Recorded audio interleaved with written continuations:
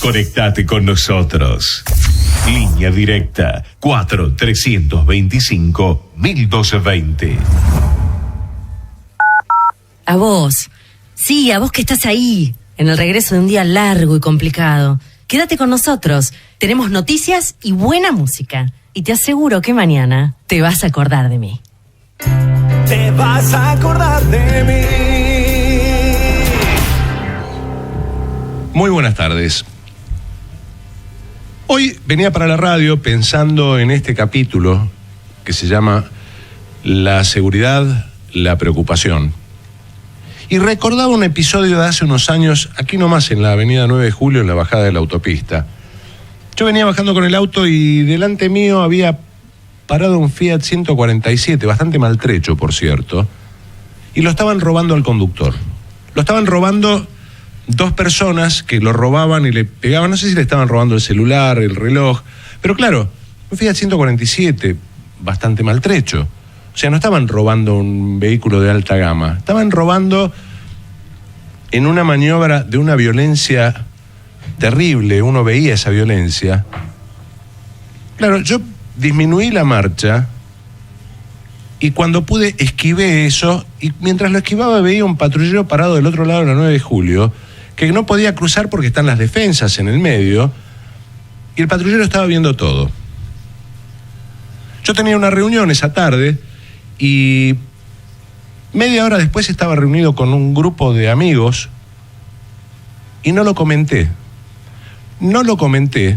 y después a la noche recordé que no lo había comentado y dije, mirá qué grave que es esto. Lo tomé con tanta naturalidad que pocos minutos después de haber visto un hecho de violencia, ni siquiera estaba conmovido como para comentarlo en un grupo de amigos.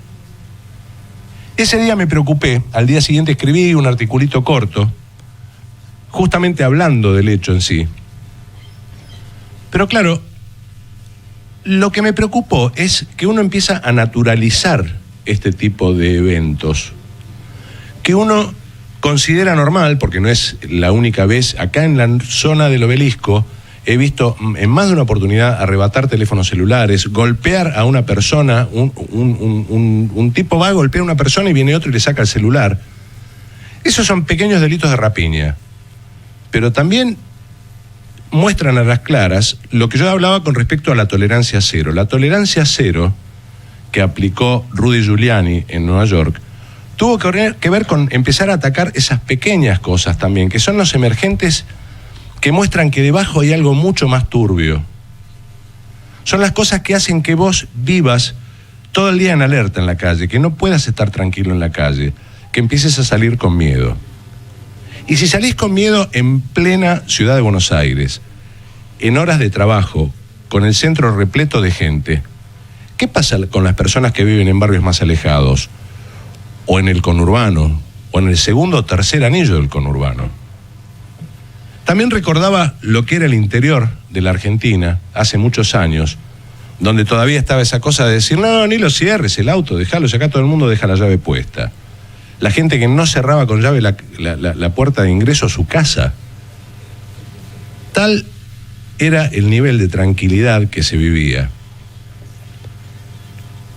Claro que con el tiempo me fui dando cuenta que la única oportunidad que yo tenía de caminar tranquilo por la noche, por la calle, era cuando estaba fuera de la Argentina, no en la Argentina. Y uno va armando los pensamientos como una especie de patchwork, va cosiendo pequeños retazos y va empezando a generar una idea. En ese cosido de retazos, también empecé a recordar que muchas veces cuando he viajado por diferentes ciudades de Latinoamérica, he sentido iguales o más elevados niveles de violencia de los que se sienten en Buenos Aires. Me acordé también de hace muchos años en Panamá, que para salir del hotel y caminar 2 cuadras a un restaurante, en una zona relativamente tranquila, íbamos con miedo, y cuando llegábamos al restaurante, el restaurante estaba custodiado por hombres armados. En el estacionamiento y en la puerta había hombres con escopetas. Y yo decía, qué loco, qué bárbaro, qué violencia. Y por otro lado, veía revistas internacionales que se publican en toda Latinoamérica, Latin Finance, por ejemplo, que hacían constantemente propaganda de servicios de seguridad. Y yo decía, ojalá no llegue a la Argentina esto, pero claro, fue un ojalá nada más, porque llegó. Llegó quizás de la mano del narcotráfico, llegó porque las ciudades probablemente hayan crecido demasiado y en forma desordenada, sin un plan matriz, pero también llegó por la corrupción estructural, que tiene que ver con los valores que profesamos en nuestro bendito país. Porque es evidente que para salir de esta difícil situación, en la que la gente tiene miedo y en la que la violencia cada vez es más encendida, y en la que se cometen crímenes que no tienen ningún sentido, que no guardan ninguna proporción con el objeto del delito, en el que matan a una persona y le pegan 2 o 3 tiros para sacarle un teléfono o un par de zapatillas. ¿Qué nos pasó que empezamos a aceptar eso? Cuando la Argentina no era así. La Argentina no era así. Uno no puede dejar de pensar que hay partícipes necesarios en este contexto. Y también que la corrupción es un factor, pero no lo es todo. Que la falta de políticas de Estado y la impericia de los políticos y aquellos que manejan la cosa pública a la hora de hablar de seguridad también concurren en nuestro escenario actual. La falta de corrupción es condición necesaria, pero no suficiente. Hace falta mucha voluntad política. Espero que seamos capaces de andar ese camino. Y espero, porque un día nosotros, los que tenemos la edad suficiente como para estar generando la conducción del país, no vamos a estar. Y el recuerdo que van a tener nuestros hijos va a ser el de una generación fracasada que no estuvo a la altura de las circunstancias. Soy Martín Bermúdez y esto es Te vas a acordar de mí.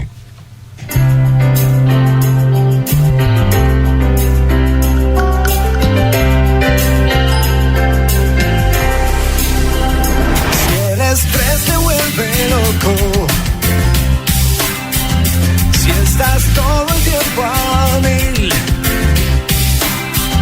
si quieres parar un poco, te vas a acordar de mí.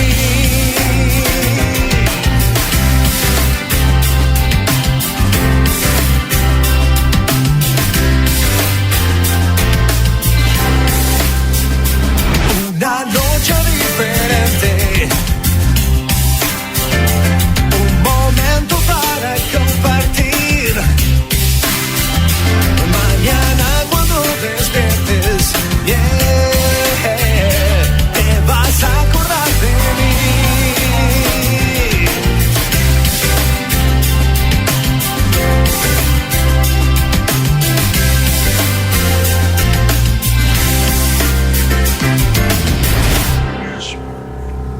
Muy buenas tardes nuevamente. Qué temita complicado que nos elegimos hoy, y como todo tema complicado uno trata de buscar gente que sepa para ser consecuente con el ejercicio de responsabilidad que yo digo que tiene uno frente a un micrófono. Por eso hoy tenemos un invitado de lujo al que voy a presentar en un par de minutitos. Pero primero quiero presentar y saludar a mi compañera de equipo, Romina Monfrinotti. Buenas tardes. Buenas tardes, Martín. Buenas tardes para todos. Bienvenidos a Te vas a acordar de mí con Martín Bermúdez. Buscanos y encontranos en Facebook, en nuestra página, poné me gusta. Allí tenés toda la información de cada una de las emisiones de cada uno de nuestros capítulos. Para comunicarte con nosotros, línea directa, el teléfono es el 43 25 1220 y nuestro contestador el 52 54 23 53. La temperatura actual en la ciudad de Buenos Aires, 12 grados 8 décimas. El cielo está parcialmente nublado. Y para mañana viernes se anticipa una mínima de 7 grados, una máxima de 14, con neblinas y bancos de niebla durante la mañana y vientos leves a moderados del sector este. Tengo algunas noticias. Antes, recordar que Asecuranza nos acompaña como todos los días. Si trabajas con cargas, Asecuranza te respalda. Compañía de seguros especializada en comercio internacional, seguro de transporte de mercancías y de caución. Ingresa en www.asecuranza.com. La primera noticia tiene que ver con que regresa Winona Ryder, en este caso a Netflix, a través de una serie con mucho suspenso en la que ella tiene que buscar el esclarecimiento de la desaparición de su hijo, con lo cual tiene varios condimentos. Consta de 8 capítulos, se llama Stranger Things, se va a estrenar entre el 15 y el 17 de julio. Está también mezclada con algunos sucesos sobrenaturales, con conspiraciones gubernamentales, producida por los hermanos Duffer y un gran elenco. Así que vuelve la actriz Winona Ryder. A mí específicamente me gusta mucho, no sé si a vos también. ¿Te acordás que en una época la habían acusado de robo? Tenía algunos problemitas en las tiendas. Exactamente. En las tiendas de departamento en los Estados Unidos tuvo algún inconveniente. Sí. Exactamente, pero es buena actriz. Es buena actriz, hay que reconocerlo. Bueno, y por otro lado, ya justo esta semana se terminó de grabar la apertura del gran show. Vuelve el Bailando, vuelve Tinelli. Ha participado Sergio Massa en la apertura. Tinelli lo elogió bastante, dice que tiene muchos dotes actorales. Participó también Adrián Suar, que ya juega como una especie de amuleto de la suerte de Tinelli, porque no solo está presente a veces en las aperturas, sino también en el piso. Siempre está en el piso cuando el show abre. Y participó Iván de Pineda, entre otros actores y actrices. Tinelli recorre la ciudad en colectivo y el que maneja el bondi es Codevila. También, siempre están juntos. Así que el 30 de mayo estaría debutando. Estas son las últimas novedades que tenemos. Pampita va a formar parte también del jurado, además de participar en la apertura, como ya lo habíamos dicho. Sergio Massa es un tipo que a mí me parece muy lúcido. Me parece un tipo lúcido. Y es un político de raza, es un tipo... No entiendo realmente la comunicación de los políticos. No entiendo qué tiene que hacer Sergio Massa, que en este momento se ha convertido en una especie de fiel de la balanza de este tironeo que se va produciendo, que se está empezando a ver entre las distintas fuerzas políticas. ¿Por qué tiene que ir a lo de Tinelli? ¿Participando en el Bailando? Quizás yo soy muy prejuicioso, pero no entiendo por qué tiene que ir a lo de Tinelli, pero bueno, no importa, no me la voy a agarrar con Massa. Tinelli... Habrá parte de una estrategia de comunicación que yo desconozco por qué se hace así. Siempre Tinelli hace humor político, invita a algunos a participar y demás. Yo no me sometería al humor político de Tinelli ni al estilo que tiene Tinelli para tratar a los políticos. Realmente yo creo que... Fue una mala decisión de Massa. No sé si es una mala decisión de Massa, de sus asesores, o quizás yo no alcanzo a ver justamente cuál es la intención o el rédito que esto puede tener. Pero me da la sensación de que la frivolización de los políticos, que no quiere decir que tengan que estar todo el día embarados. Yo agradezco cuando un político tiene gestos de humor, y me parece muchísimo mejor que se muestren un poquito más naturales, que no estén todo el día en una pose muy convencidos de que son contraimportantes. Pero... hay determinado tipo de tratos que tienen algunos conductores en algunos canales que me dice que es un poquito... excesivo. Quizás puede llegar a horadar un poco la imagen, por lo menos para algunas personas. Bueno, nada, pobre Sergio Massa. Igual es un tipo muy inteligente. Veremos a ver qué pasa con esto.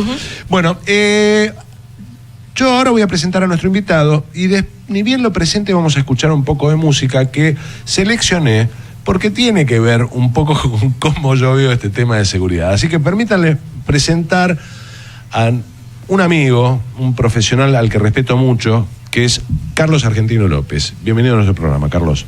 Gracias, Martín. Bueno, hoy el tema es la seguridad y el tema es la preocupación. Vamos a escuchar un poco de música que, como es una grabación en vivo, va a tener un poco de delay en el arranque, pero escuchen bien cómo suena esto.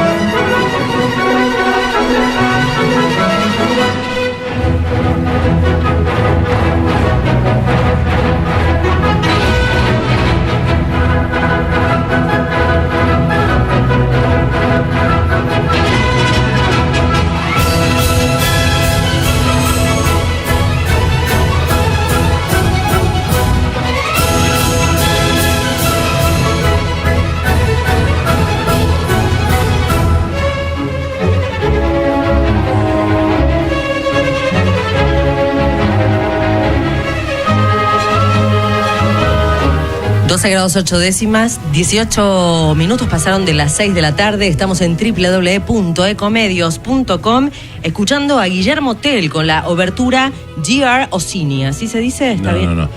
Es la obertura de Guillermo Tell. Ah, ok, perfecto. ¿Sí? De Giacchino Rossini. Giacchino Rossini. Esta obertura se llama Marcha de los Soldados Suizos. Pero, ¿por qué lo elegí? Que ahí vamos a entrar en tema. Lo elegí porque, en principio, El Llanero Solitario, que era la serie que tenía esta música de fondo, primero fue un programa de radio que tuvo más de 2.000 capítulos al aire en radio, El Llanero Solitario. Parece difícil de imaginar, ¿no? Pero era la época de las radionovelas. Después se convirtió en la serie de televisión, que fue durante bastante tiempo en blanco y negro, y después, cuando la convirtieron a color, tuvo solamente un año al aire. Pero, ¿por qué usaban esta música? La usaban porque los derechos eran libres y se ahorraban tener que contratar a un músico para que hiciera justamente el tema de la serie, ¿no? Pero aparte es de una belleza absoluta esta abertura de Guillermo Tell. ¿Qué pasa con El Llanero Solitario? ¿Por qué hoy a la mañana decía? Porque uno tiene esa sensación de ahora quién podrá defendernos, ¿no? Es la sensación que está instalada en la sociedad. Es la espera del llanero solitario, de alguien que venga con una solución mágica, que simplemente por el uso de la fuerza, con un solo amigo como él, con Toro, y siendo muy rápido con un arma, pueda solucionar un problema estructural. Entonces, a mí me gustaría, Carlos, para arrancar así livianito, un primer diagnóstico de la situación de la seguridad en la Argentina. Bueno, un poco en consonancia con lo que estabas expresando respecto de la necesidad de alguien que aparezca y solucione. El tema de la pérdida del concepto de autoridad es algo fundamental y esencial. Hoy no se sabe dónde está la autoridad, digamos, la autoridad pública. ¿Dónde está? La autoridad para poner orden, la autoridad para encauzar la situación y volver la situación a la normalidad.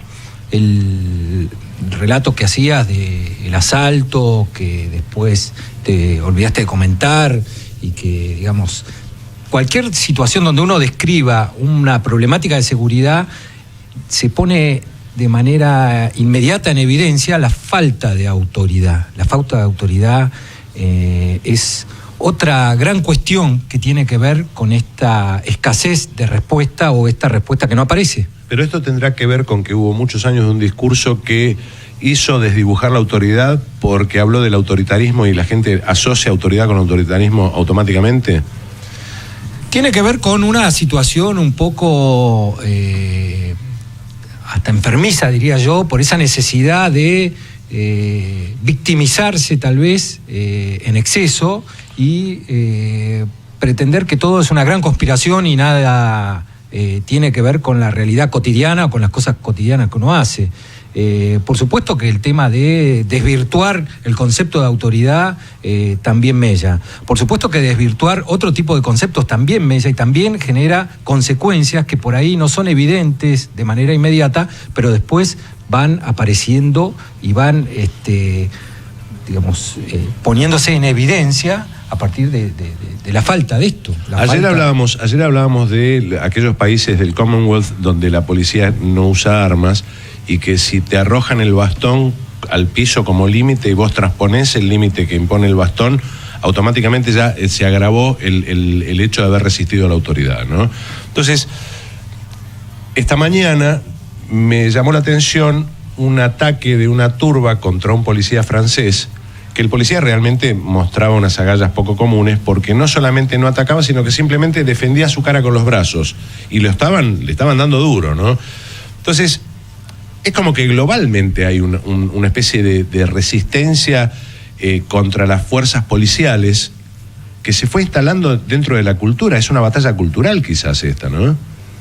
Particularmente creo que en Latinoamérica esto se da con mayor profundidad, ¿no? Esta cuestión donde, mirá vos la paradoja, Latinoamérica, la región del mundo más violenta en materia de crímenes, donde hay países como Honduras que tiene la tasa de homicidios más grande del mundo.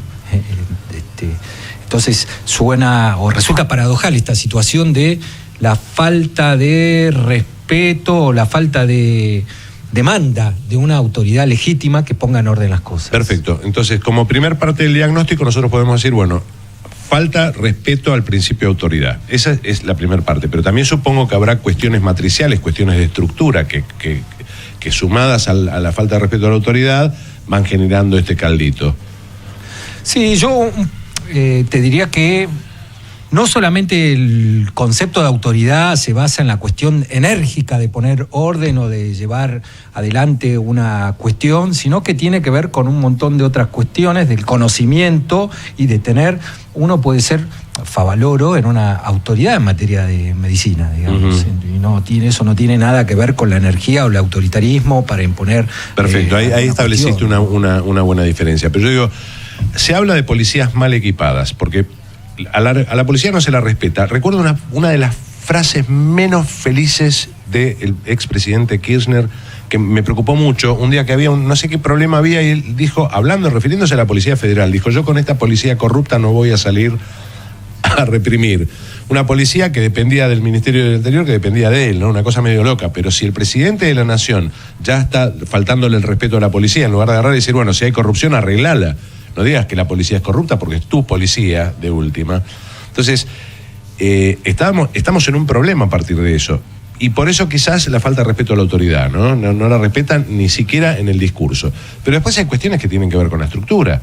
O sea, cuestiones de armamentos, cuestiones de vehículos. Uno lo ve constantemente. Yo, viste, la Metropolitana, por ejemplo, tiene buenos vehículos, uno los ve bien equipaditos, viste, pero la Metropolitana es una fuerza bonsai, digamos, son re chiquititos. El asunto es, ¿qué pasa con policía bonaerense? Que es, yo decía, pobre Maru Vidal, el desafío que tiene manejando la fuerza armada más grande de la Argentina. La mayor cantidad de hombres armados dependen de ella. Y yo, que vivo en la provincia de Buenos Aires, veo los patrulleros, los chalecos, el armamento mismo, las armas que usan. Y digo, estamos fritos. Los chorros tienen mejores armas. ¿Eso no es parte del problema? Sí, absolutamente, es parte del problema. Y parte del problema, o digamos, inicio del problema, es desdibujar los límites de dónde está una cuestión y la otra. Esto de llamar a la policía corrupta. Digamos, yo no niego que nadie puede negar que hay corrupción en la policía o miembros de la policía que son corruptos, pero la policía como tal, como institución, no fue preservada. Entonces nos pegamos un tiro en el pie como sociedad al asociar inmediatamente la cuestión de la corrupción con la cuestión policía-institución. Nadie se ha preocupado en entender que hay que preservar estas instituciones porque son las herramientas que tiene el mundo civilizado para afrontar la problemática del delito.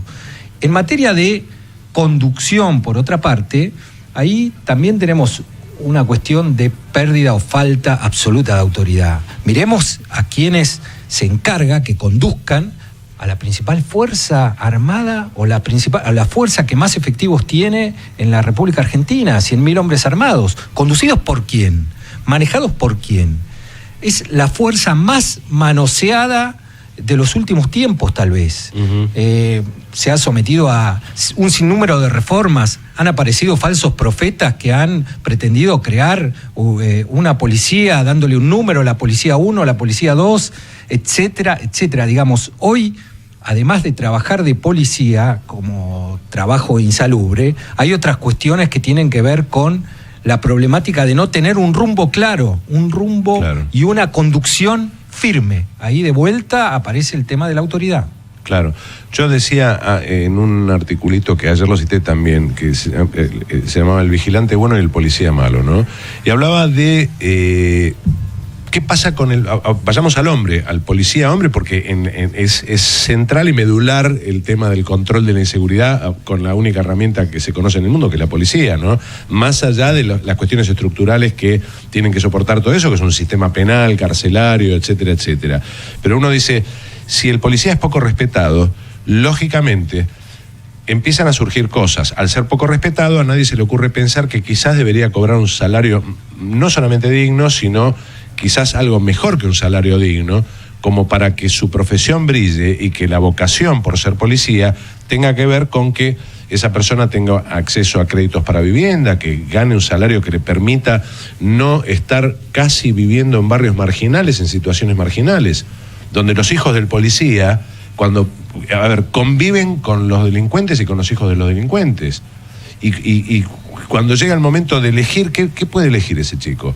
Si el papá policía le está mostrando todos los días que no le alcanza la plata para salir de ese barrio paupérrimo y que pasan un montón de privaciones, ¿qué puede elegir esa criatura? ¿Cuál es el ejemplo que tiene?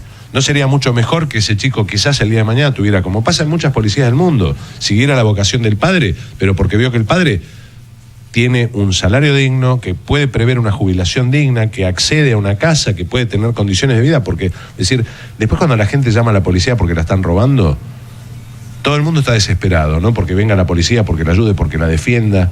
Pero a la hora de pagarles el salario, exigiles, y si son corruptos, metelos presos, seguirlos hasta las últimas consecuencias. Pero no pretendas que el tipo lleve una vida heroica y que pelee muchas veces por... Que juegue su vida para defender una estupidez tuya, que es una pequeña cuestión material, cuando ni siquiera lo respetaste. ¿Cómo funcionan, vos que tenés conocimiento, cómo funcionan las otras policías del mundo en este sentido? Bueno, son muy contenedoras en materia de lo que la familia del policía respecta. La verdad que esa cuestión es primordial. Incluso a mayor nivel de complejidad del trabajo policial, mayor nivel de contención para las familias.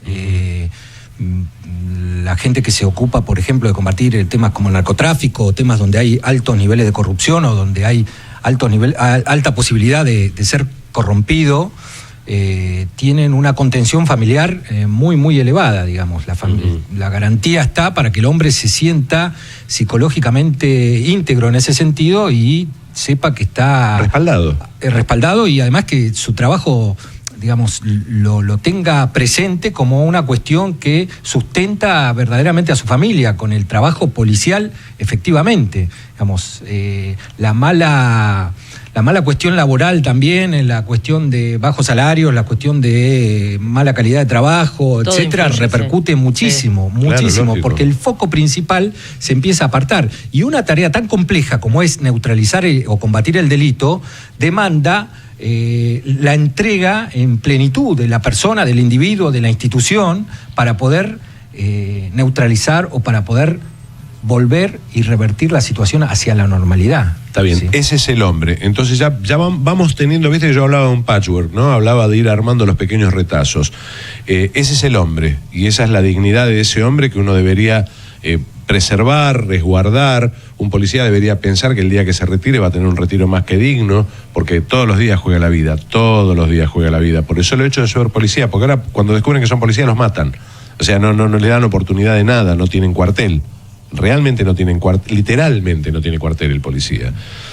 Ahora, después está el otro tema que yo te decía recién, el equipamiento, ¿no? Cómo están equipados. Vamos a hacer una pequeña pausa comercial y cuando volvamos me gustaría un análisis sobre eso también, porque por lo menos lo que yo veo, quizás estoy equivocado, pero me parece que le falta de todo. Te vas a acordar de mí.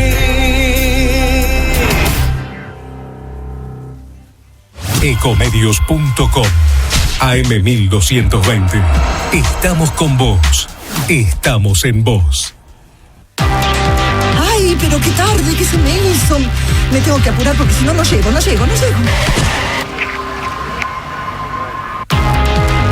No, ¿pero seguro? ¿Qué problema? Bueno, vamos a encontrar una solución. Bancame ahí que en 2 minutos estoy con vos. Bueno, vos ahora te tenés que ir. Sí, pero yo quiero hablar de esto ahora. Cuando llegue a casa te llamo. 3 de cada 10 muertos en el tránsito son peatones. Cruzá siempre por la senda peatonal o esquina, respetando los semáforos. Allí, todos los vehículos deben darte prioridad. Luchemos por la vida. Podés vernos en vivo en ecohd.com.ar. Conectate con nosotros. Twitter, @ecomedios1220.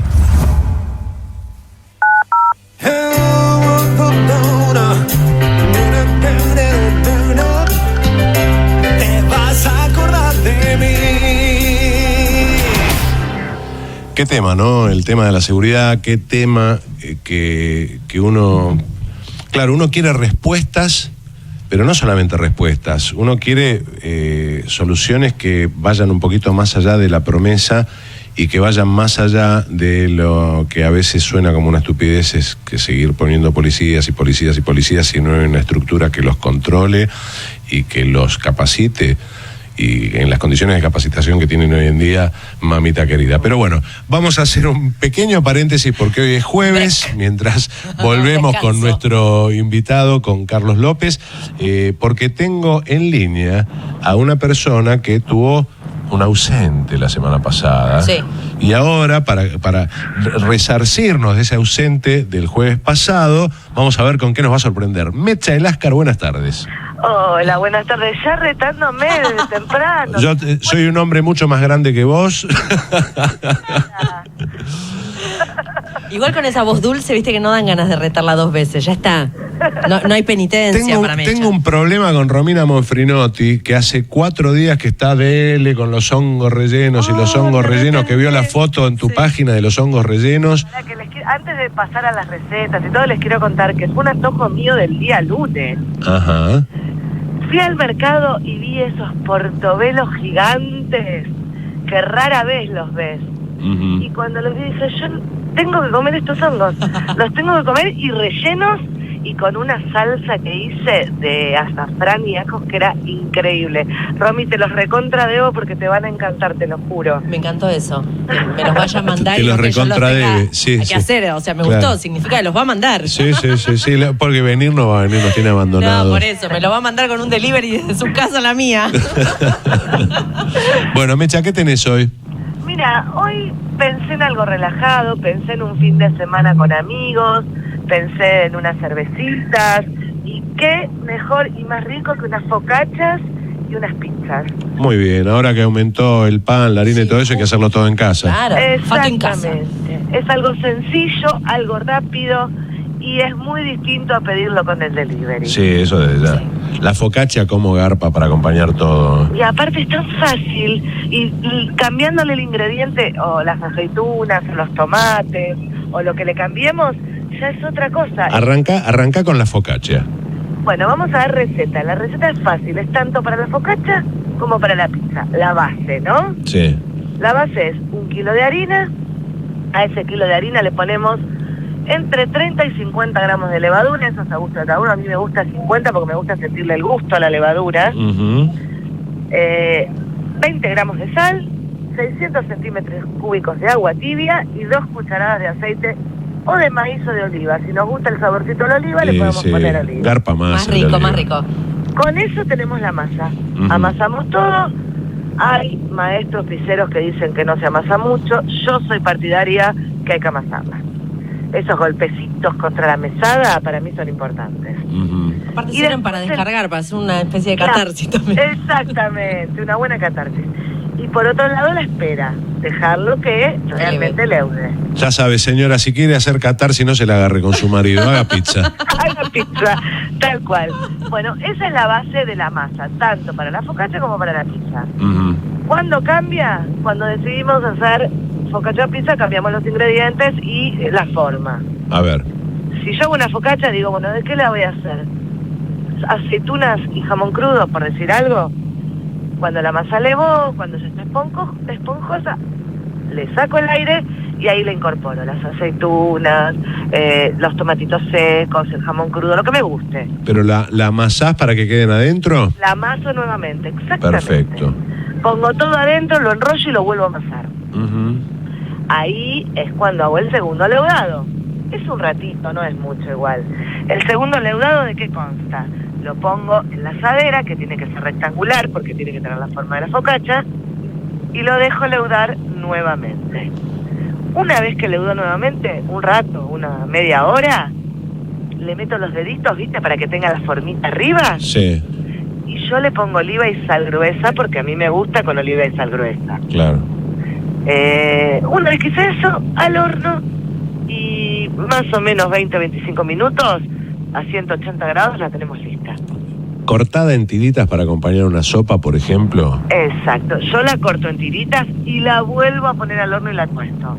Ajá, que sí. a mí me gusta la tostadita finita. Sí. Pero si no, tranquilamente se puede cortar y comer así como un pan. Claro, lo que pasa es que lo que acabas de describir para los hipertensos como yo es una especie de, bueno, el día que decida suicidarme la como, porque si encima le pones sal gruesa encima. Claro, lo de la sal Jamón gruesa crudo, aceituna de sal gruesa. ¿No querés que directamente me tire? La sal gruesa de arriba se la sacamos. Ok.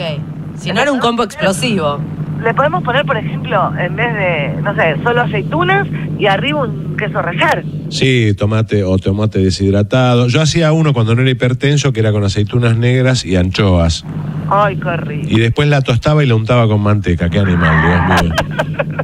Pero para acompañar una cerveza helada era espectacular, ¿no? Exactamente. Bueno, y La pizza. Vamos con la pizza. La pizza. ¿Qué diferencia hay? Cuando leudo la primera vez, armo los bollitos, armo las pizzas redondas. Bueno, si te gusta redonda, si te gusta rectangular, la pizza la haces como quieras, ¿no? Eso está claro. Yo las hago finitas porque a mí me gustan finitas. Ajá. Al que le gustan gruesas, la misma masa se puede hacer gruesa. Correcto. O sea, con media masa, eso es a gusto de cada uno. Y después hacerlas un poquito más gourmet. ¿Qué sé yo? Hacer una rica salsita con ajo, a mí me gusta con ajo. Y no sé, en vez de ponerle la mozzarella como siempre, le podemos poner rúcula, boconchinos, un poquito de jamón crudo. Tengo acá un problema, Monfrinotti dice que no le gusta la rúcula en la pizza, porque no le gusta la rúcula cocida. A mí sí me gusta la rúcula cocida, pero en realidad se la pone fresca. No, yo, Romy, ¿sabes lo que hago? Hago la pizza bien doradita y cuando sale la masa, ahí le pongo todo arriba. Yo no vuelvo a meterla al horno. A mí me gusta como vos, no me gusta cocida. Claro, exacto. Bueno, ahí puede ser. La probaría. Me convenciste. Le pongo todo arriba y un buen aceite de oliva y a la mesa. Mecha, la tenés que invitar a Romina a comer, ¿viste? Creo que sí. Le tengo que hacer de entrada los champis. Sí. Después le hago una focaccia con, no sé, con algún dip, con algo para unas berenjenitas, con algo. Y después las pizzas. Dale, porque te sigue la página. Viene, está. ¿Viste lo que publicó Mecha? Quiero que hagan otra pizza que es genial, genial.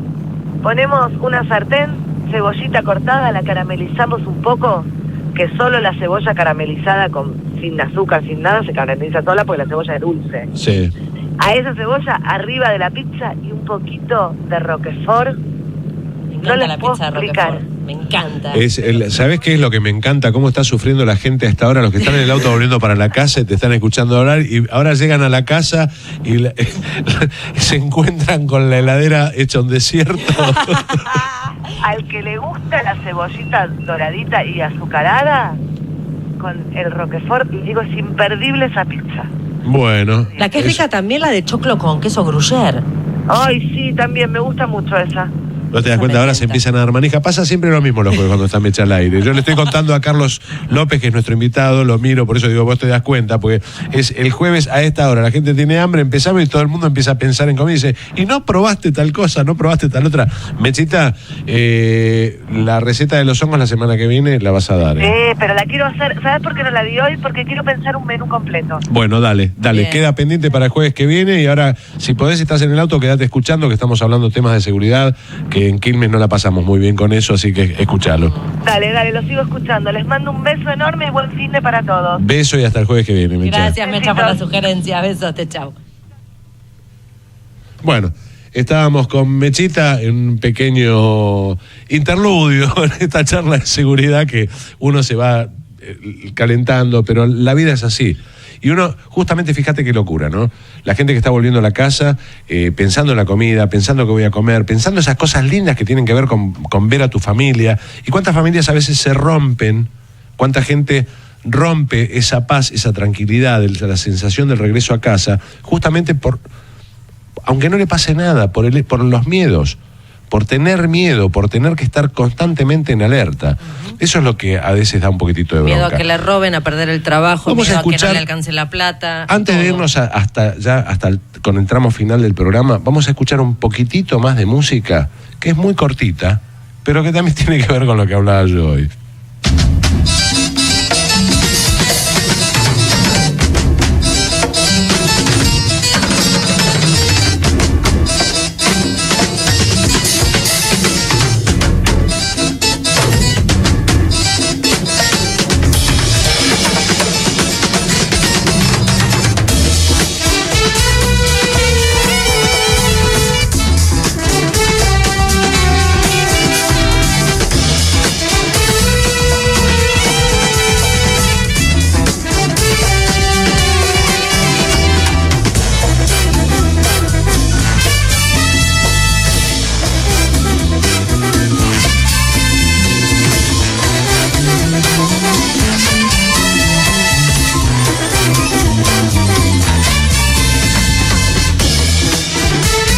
Streets of San Francisco, Henry Mancini, Demi Son. Estábamos recordando algunas películas también. Claro, no, pero esta eran Las calles de San Francisco. Era una serie que trabajaba Karl Malden y Michael Douglas. Michael Douglas cuando tenía cuando era una criaturita recién había terminado, muy a mí me joven. gustaba cuando era joven, ahora no. Y esa serie, Las calles de San Francisco, también tenía que ver con este concepto, yo decía, del tipo que espera siempre que la policía resuelva todo y que arregle todo.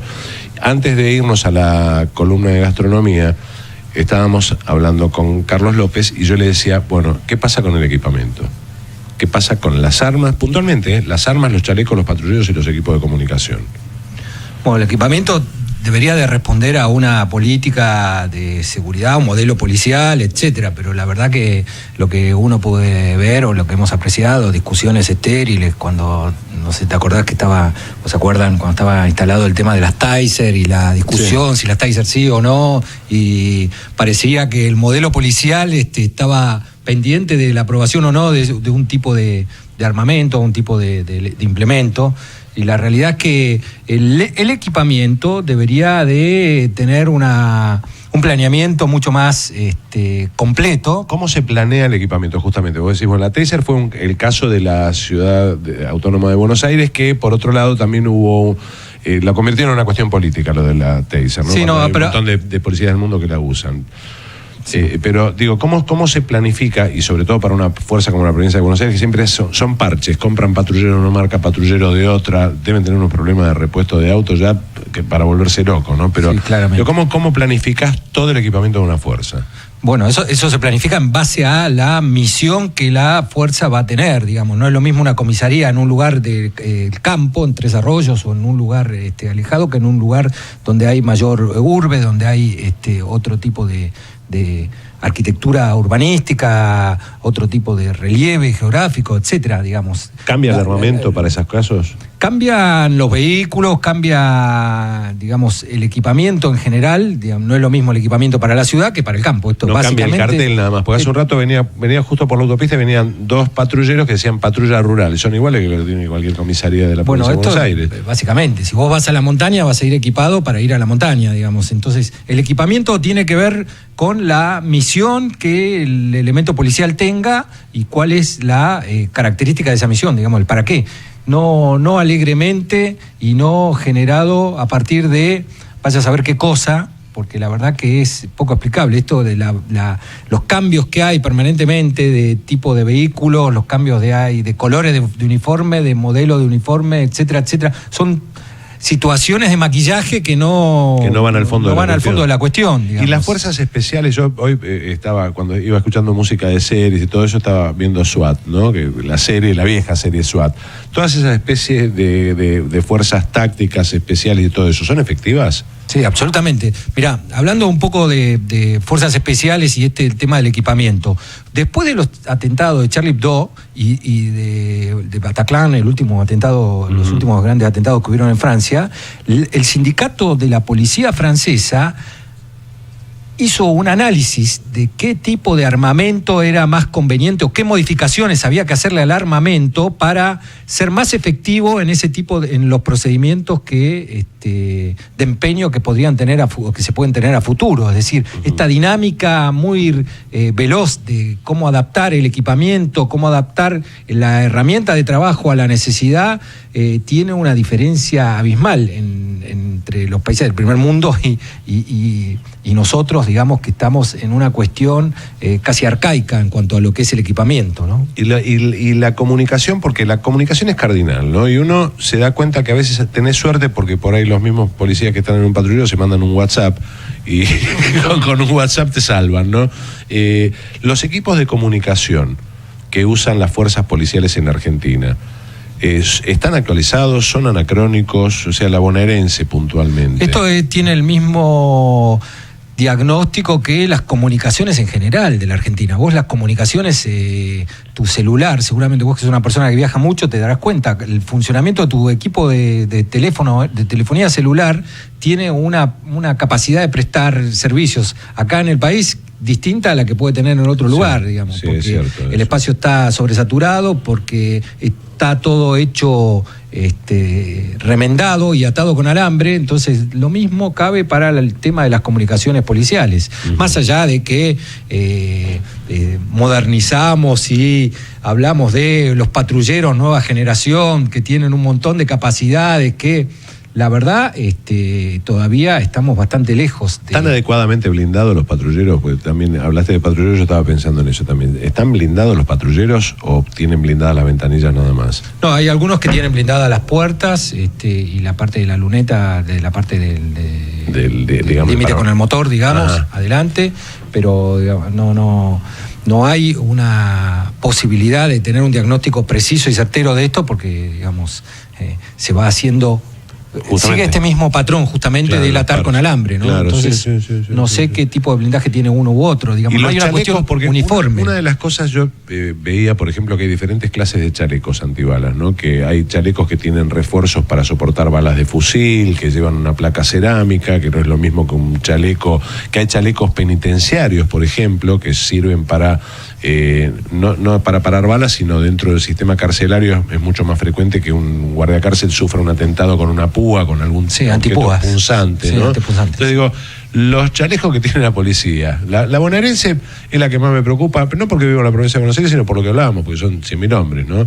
Los chalecos que usa la policía, que he escuchado, no sé si es cierto, que hay algunos que están vencidos. ¿Tienen vencimiento los chalecos? Sí, tienen una vida útil y de acuerdo a también la vida útil no solamente está condicionada por el factor tiempo, sino por el uso que uno le da, los factores de temperatura, humedad, etcétera, etcétera. Claro, y además son chalecos que hay distintas normas, hay normas militares, normas policiales. No, por eso te preguntaba, ¿usan el que deberían usar o le dieron un chaleco antibala? Volvemos a lo mismo, es la misma respuesta que te di con el tema del blindaje, digamos. La verdad que habría que auditarlo bien esto y ver exactamente cuál es la situación. Muchas veces hay efectivos que se compran ellos mismos su chaleco claro, sí, porque es su vida, digamos, es su vida. ¿Cuánto cuesta un chaleco? ¿Tenés idea? Yo la verdad que no. No, estoy fuera de foco con eso. Es interesante, vamos a tratar de averiguar cuánto cuesta un chaleco antibalas, porque la verdad que no. Seguramente buscando en internet van a aparecer los precios en Estados Unidos, ¿no? Te va a aparecer el precio de mercado digamos, al público y demás, pero un chaleco antibala o este tipo de equipamiento vendido a una fuerza con las condiciones de venta a fuerzas y demás, tienen otros valores, digamos. Tienen otros valores, a ver. Valores para menos. Claro, valores para menos que después, depende de quién lo compre. Se transforman en valores para más, decís. Valores para más. Claro. Porque también ahí entra el otro factor del que yo estaba hablando. Es innegable, e insisto, ayer lo hablábamos justamente con la presidenta de la Fundación TESA, Susana Pesis, ¿no? Que decía, bueno, uno no debería, no debe, no lo hago yo de hecho, encuadrar a toda la policía, son todos corruptos. Eso ya es arrancar mal. Pero digo que la corrupción es transversal a las policías del mundo y a las nuestras en particular, es un hecho concreto.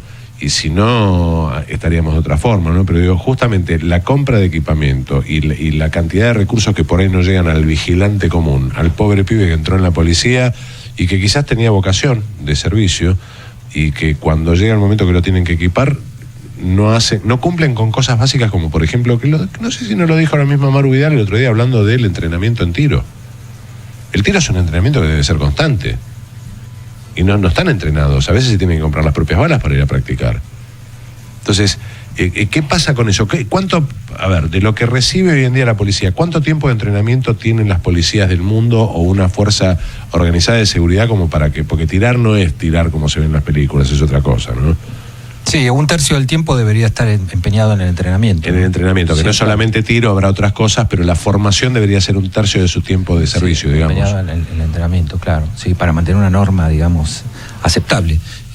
Por supuesto que es mucho mejor un entrenamiento intensivo, te prepara más para la situación y te garantiza que en el momento que tengas que actuar, digamos, el entrenamiento te facilite o te coloque en una mejor condición. Esto, como cualquier actividad,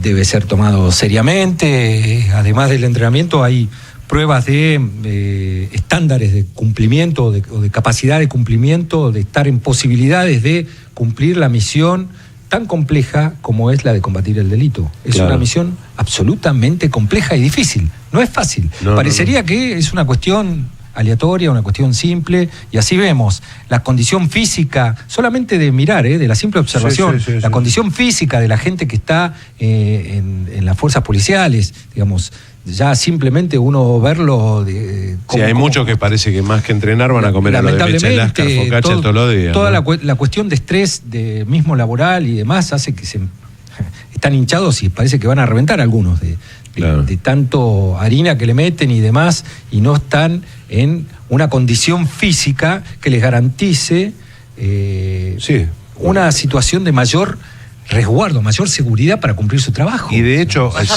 sin poner en duda la integridad del policía, el tipo que quiere vivir honestamente, como el sueldo no le alcanza, muchas veces tiene pluriempleo y se ofrece como seguridad para un montón de cosas. Tienen un montón de trabajo. Trabaja como custodia de un lado, custodia del otro, no duermen.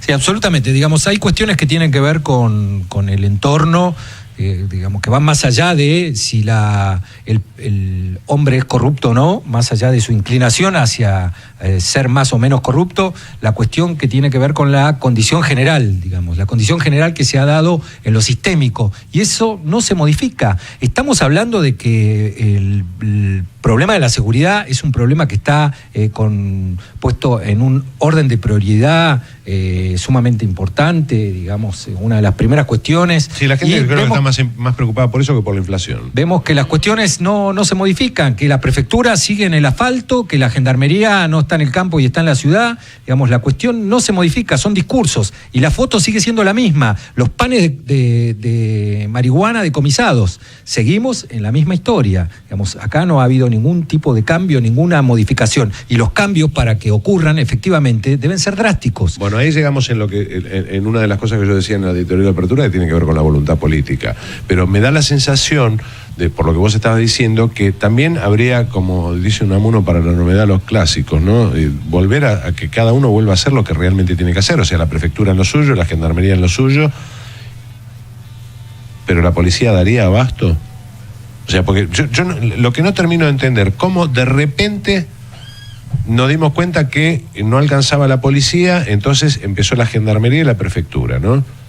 Que bienvenido sea, porque algo debe haber paliado, pero las fuerzas de la provincia de Buenos Aires siguen aumentando, están las policías locales ahora, que muchas veces son chicos, a veces yo veo parejas de chicas muy jovencitas, muy menuditas, y pienso en algunas situaciones y digo, la única forma en que esto se puede compensar es con un elevadísimo entrenamiento y con una capacidad de respuesta que tienen otras policías. Yo recuerdo una vez, en Estados Unidos está mucho el tema del policía que va solo en el patrullero, que a mí me parece una locura, ¿no? Un policía solo me parece un pobrecito, pero ese policía pide apoyo y 2 minutos es lo máximo que puede tardar en llegar 43 patrulleros al lugar donde está. Entonces yo veía a estas chicas solitas caminando por la calle, solamente con un arma corta, todas charlando, mandando chat por el teléfono, y digo, ¿estas pibas a quién pueden defender? Sí, bueno, estas son cuestiones evidentes, digamos, de las fallas de táctica en materia de táctica policial y el actuar y el proceder policial. Pero acá hay algo que quiero subrayar. Es importante la voluntad política, que no es lo mismo que voluntarismo. No es lo mismo que voluntarismo. Entonces, nos estamos manejando en términos absolutamente voluntaristas. Esto es evidente y se lo discuto a quien quiera, porque no deja de sorprender algunas cuestiones tales como decretar una ley de derribo. Por ejemplo, cuando no hay aviones con qué ejecutar el derribo, claro. Llegado el caso, digamos. Claro, sí, entonces, nos perdemos en cuestiones que tienen mucho que ver con creer que voluntaristamente estas cuestiones se pueden encarar, o parecería que es una cuestión de discurso solamente. Y la realidad es que cuando la consecuencia de una mala práctica en seguridad termina siendo una vida humana, y eso no es irreversible. Claro, que tiene que ver con eso, uno siempre vuelve a lo mismo, a lo que es el valor de la vida, ¿no? Y pensar que livianamente por una decisión política mal tomada muere gente constantemente. Sí, ya estamos en los 2 minutos finales del programa, y para cerrar un tema que es interminable, es un tema interminable, pero si vos hoy estuviera a tu alcance tomar una sola medida, una sola, one shot only, ¿no? Tenés solamente un tiro y tenés que dar en la diana. ¿Cuál sería la primer medida, si fuese la única, que tomarías vos para corregir el problema de inseguridad en Argentina? Unificar la conducción. Unificar la conducción significa tener un elemento de toma de decisiones centralizado que haga que todas las ramificaciones, los tentáculos del pulpo se muevan en una sintonía organizada. Perfecto. Gracias, Carlos Argentino López. Muchas gracias por habernos acompañado. No, en serio, gracias a vos por la invitación. Romina Monfrinotti, tus conclusiones del día.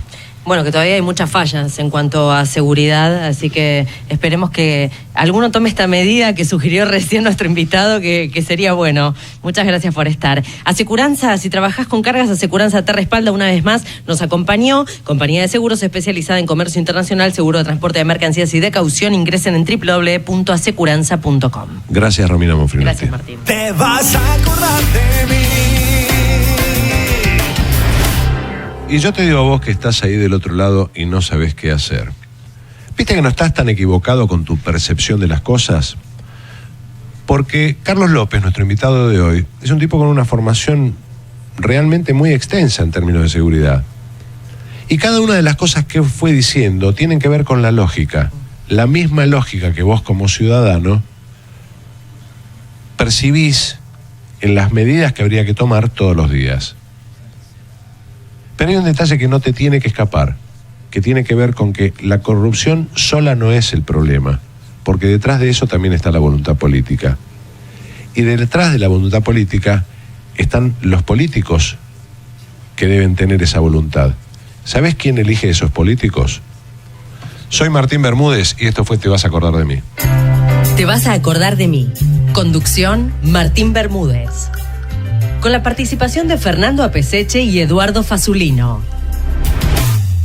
Arte y diseño, Paola Gregori. Operación técnica, Gerardo Subirana. Locución, Romina Monfrinotti. Fue una producción de Live Rock Media para Ecomedios AM 1220. Te vas a acordar de mí.